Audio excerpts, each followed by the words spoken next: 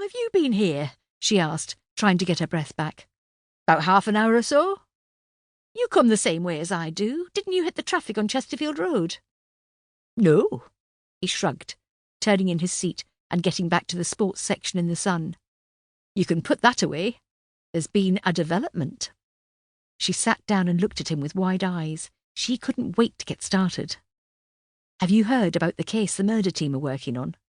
Rory rolled his eyes. "No, I've been left out of all the excitement.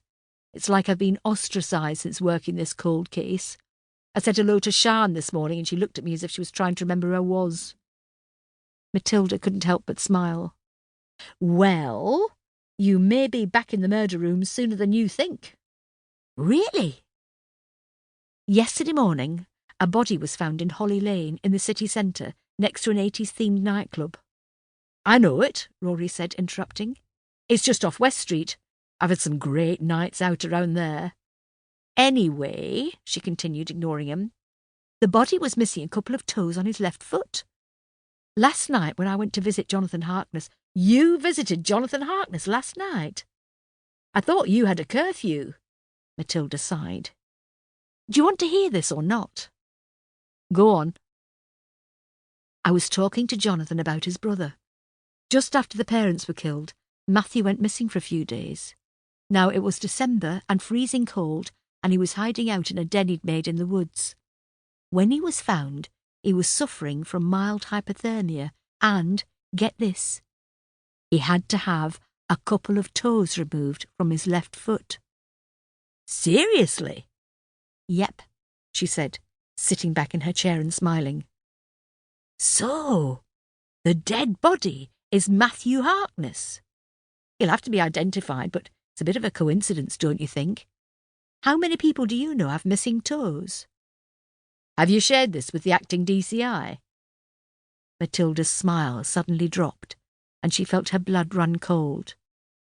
Just because the man had nicked her parking space did not make him evil.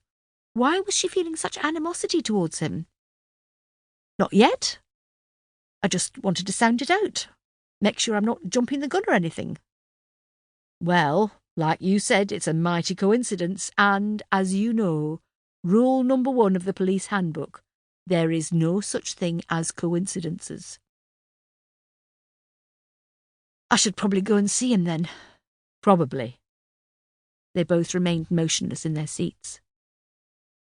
"Did Sheffield United win last night?" She nodded at his open newspaper. The walk from her small office to the murder room felt endless. Every tap her shoes made on the plastic tiled flooring seemed to get louder as if announcing her journey.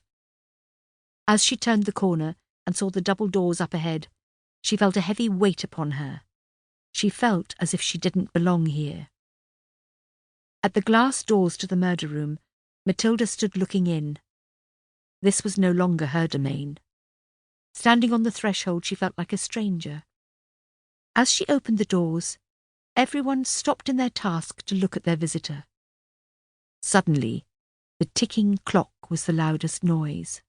If there had been a man in the corner playing the piano, he would have stopped and headed for the safety of his seat by the bar. Sian moved first and gave her a little wave. The smile on her face was beaming. Ben looked up from his laptop and their eyes met. Who would blink first? Matilda was frozen to the spot. Her hand was gripped firmly on the door handle, and the whiteness of her knuckles suggested she was not going to let go. The silence lengthened.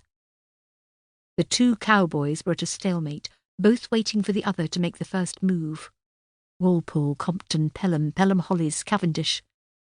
From out of nowhere, Rory Fleming squeezed past Matilda and entered the room.